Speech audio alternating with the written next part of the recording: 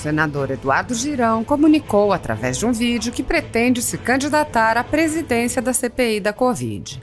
O senador reconheceu que já há rumores sobre um acordo para a escolha da presidência, mas apontou que há muita expectativa por uma CPI ampla e pediu responsabilidade com o país.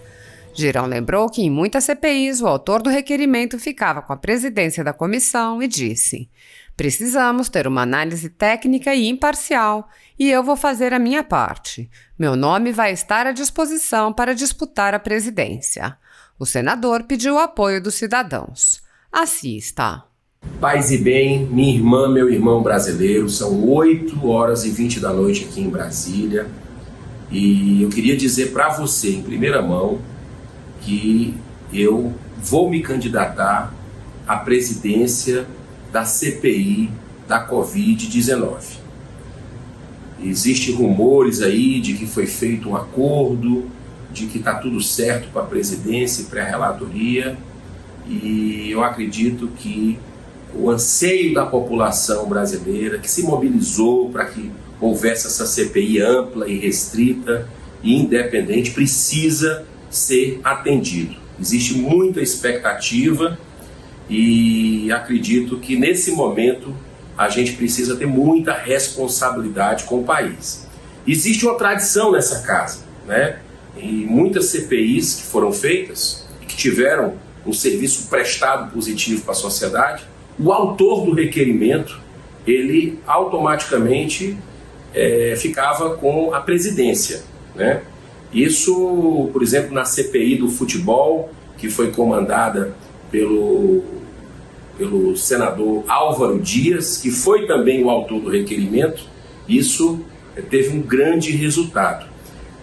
Eu também entrei, né? Então eu sou um dos autores com o pedido de CPI, não apenas no foco federal, mas também com o foco da União, mas rastreando aí os bilhões de reais que foram enviados de estados para estados e municípios a partir de verbas federais. Então é muito importante que a gente não deixe essa CPI ter uma conotação política partidária visando 2022. Isso não é correto com o povo brasileiro, com a dor e com o sofrimento das pessoas que sofrem as consequências dessa pandemia, tanto na questão da saúde pública, como na questão do desemprego e da fome. Precisamos ter uma análise técnica imparcial com relação a isso. E eu vou fazer a minha parte, com todas as minhas limitações e imperfeições que eu sei que eu tenho, mas o meu nome vai estar à disposição para disputar a presidência. Você pode ter um papel fundamental nisso também, como teve para que a nossa CPI fosse aceita, se mobilizando de forma respeitosa e pacífica, cobrando o seu representante no Senado Federal para que assinasse o nosso pedido de CPI. Peço as suas orações, a sua mobilização, para que a gente possa fazer no país uma grande onda positiva para que a verdade seja apurada, não apenas uma parte, mas toda a verdade. Grande abraço, muita paz, que Deus nos abençoe. Paz e bem, presidente Rodrigo Pacheco, colegas senadoras, colegas senadores. Eu queria, nesse momento, fazer aqui uma questão de ordem, presidente, mas inicialmente já queria agradecer aos 45 senadores e senadoras que assinaram o nosso requerimento para uma CPI independente, uma CPI ampla, que abranja a União e as verbas federais destinadas para estados e municípios. Esse é um desejo que a população brasileira tem, legítimo, se mobilizou durante o final de semana, e eu agradeço aqui aos colegas senadores, a maioria do Senado, são 45 senadores que fizeram essa subscrição. Eu queria agora fazer a questão de ordem na forma do disposto dos artigos 403 e seguintes do Regimento Interno do Senado Federal, artigos 145 e 146 do mesmo ordenamento e do artigo 58 da Constituição Federal, encaminho a Vossa Excelência a presente questão de ordem para que seja incluída na ordem do dia de hoje a leitura e consequente instalação da CPI ampla, que tem como primeiro signatário este senador que vos fala, está sob o registro do CEDOL, né, tem um número do CEDOL, destinado a apurar as possíveis irregularidades e desvios cometidos com recursos oriundos da União, recursos federais em todas as esferas de poder, seja ela federal, estadual, municipal, bem como ações ou omissões cometidas por estes. Os referidos dispositivos estabelecem o que é necessário para a instalação de uma CPI, quais sejam o número de assinaturas necessárias, fato determinado, aliás, são muitos fatos, são dezenas de fatos claros, operações da Polícia Federal, uma das entidades mais respeitadas pelo povo brasileiro, né? E o tempo certo. O pedido de CPI, alvo dessa questão de ordem, como eu falei, já tem 45 parlamentares, colegas senadores que assinaram, né? E mais de 10 fatos determinados e tempo de 90 dias de funcionamento, ou seja, cumpre todos os requisitos para a sua instalação, motivando assim a sua imediata leitura nessa sessão. Além do mais, por ser mais ampla, vai se mostrar mais independente e justa. A despeito das alegações de violação ao Pacto Federativo, lembramos que a própria Carta Magna reconhece a competência concorrente da União e Estados para atuar na área de saúde, na área da saúde. Assim, cabe salientar que o âmbito de atuação da CPI deve ser compreendido não apenas a partir do destinatário subjetivo da apuração, mas, sobretudo, que por meio do inquérito parlamentar, o Legislativo revela sua função típica de fiscalizar e controlar a gestão da coisa pública. Ademais, o texto da proposta é assertivo ao apontar que o objetivo é o de, abre aspas, apurar as possíveis irregularidades em contratos, fraudes em licitações, superfaturamentos, desvios de recursos públicos, assinatura de contratos com empresa de fachada para prestação de serviços genéricos ou fictícios, entre outros ilícitos, se valendo para isso de recursos originados da União Federal.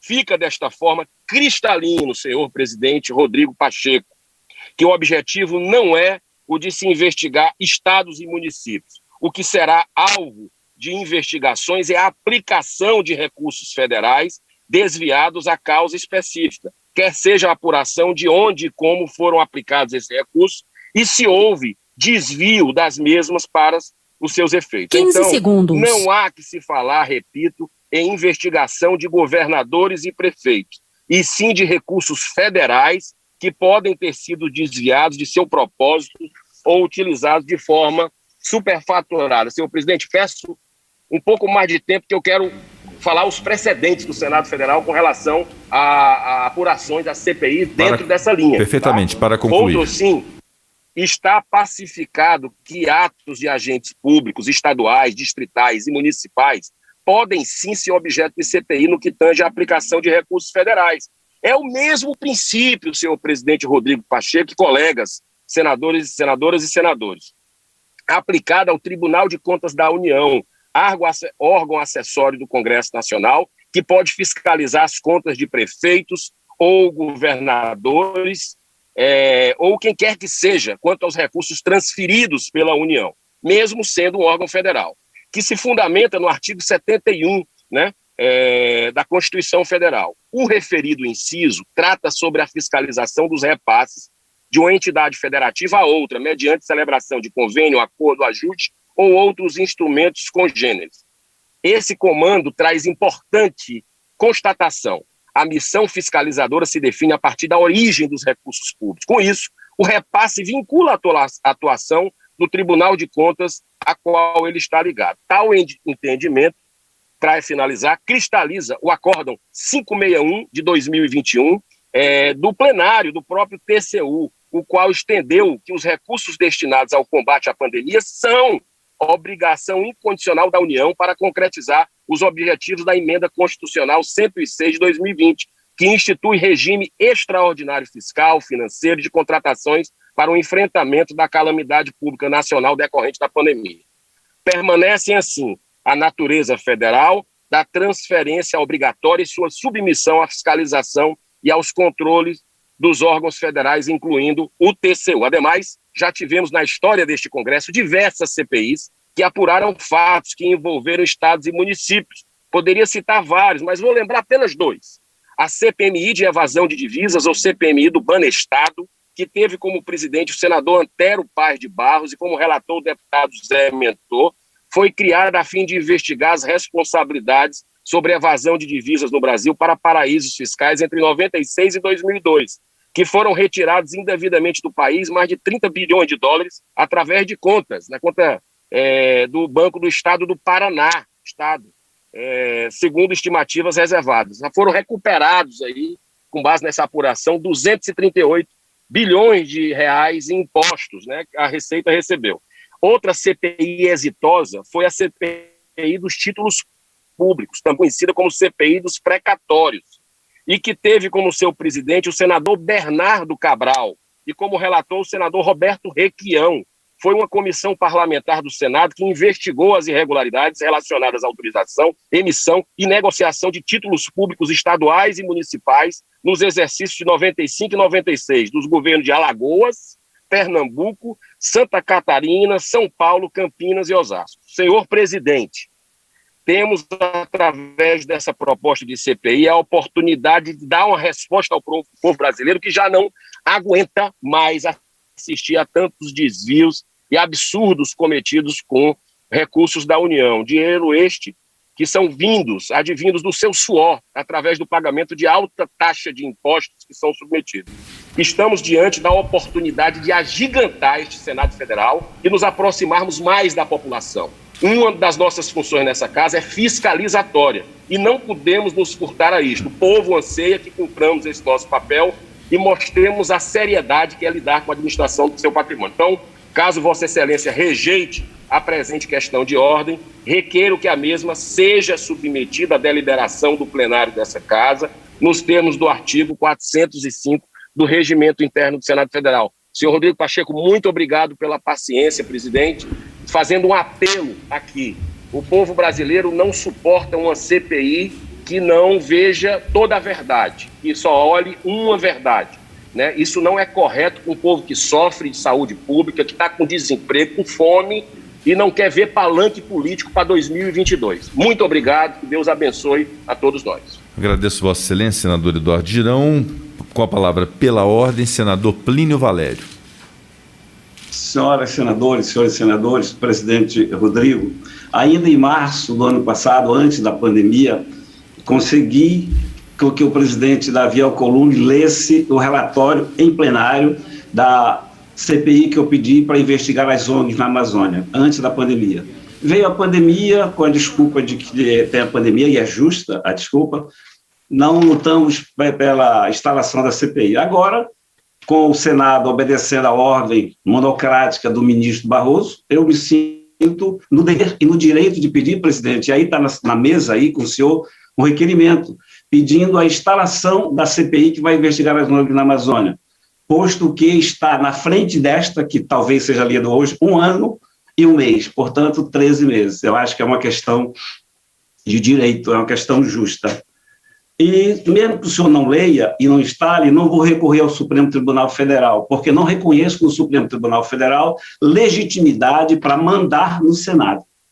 Não reconheço. A decisão impensada, ilógica, né, insensata do ministro Barroso, que está acostumado já, aliás, o Supremo está acostumado com decisões monocráticas. Vejam só, vocês estão ouvindo aí, o público brasileiro, somente neste ano, né, só neste ano, até 11 de março, foram 15.681 decisões proferidas pelo Supremo Tribunal Federal, delas 86 decisões monocráticas. E tem uma que é conhecidíssima, do ministro Fux, sobre o auxílio moradia, que demorou 4 anos, 2 meses e 11 dias. Este é o Supremo que acha que pode mandar no Senado. Este é o Supremo, presidente, que pega um ministro, que dá uma decisão e o senhor vai cumprir. A sorte do Senado é que eu não sou o presidente, porque eu simplesmente não cumpriria, por não reconhecer, repito, legitimidade neste Supremo, que dá cavalo de pau jurídico a cada mês, que tem uma jurisprudência flutuante, que tudo é a bel prazer. Portanto, presidente, estou pedindo que o senhor leia o requerimento que eu fiz, que eu pedi, a instalação das ONGs, e fazer a minha culpa do Senado. A gente fica muito criticando o Supremo e temos que criticar, mas o Senado é culpado, o Congresso é culpado, a Câmara é culpada por obedecer a esses ministros que pensam que são semideuses e não são. Eu vim de longe, eu vim do interior do Amazonas para Manaus, sou senador da República hoje, para aceitar uma decisão monocrática de um ministro que não pensa nas consequências, de um ministro insensato. O Supremo proíbe cultos e missas no país, não se pode. E libera CPI. E dizer que CPI se faz de forma virtual, isso é brincadeira. Isso é brincadeira. Então, há quem diga que se faz, né? E há quem diga que não. Eu acho que não. Tanto é que eu pedi ao PSDB que, porventura, que pensasse meu nome, que não me nomeie. Sabe qual é? Eu encerro, presidente. Sabe qual é o problema nós brasileiros? Um dos problemas. A gente homenageia muitos os mortos, esquece dos vivos. O Unicef diz que no Amazonas morrem mais de 1.000 crianças antes de completar um ano. 9 milhões de lares na Amazônia não têm renda para uma cesta básica. O Unicef que diz. E a gente não vai investigar as ONGs que recolhem bilhões de reais em nome da Amazônia e do seu povo. Que Senado é este que obedece ao ministro, que vai cuidar da ordem do ministro e que não atende o pedido de um senador que está com seu pedido, com seu relatório lido há mais de 1 ano e meio. 2 pesos, 2 medidas, medo, temor, não sei. Eu homenageei os mortos, mas não esqueço dos vivos. A Amazônia reclama contra esses ladrões das ONGs internacionais. Obrigado, presidente.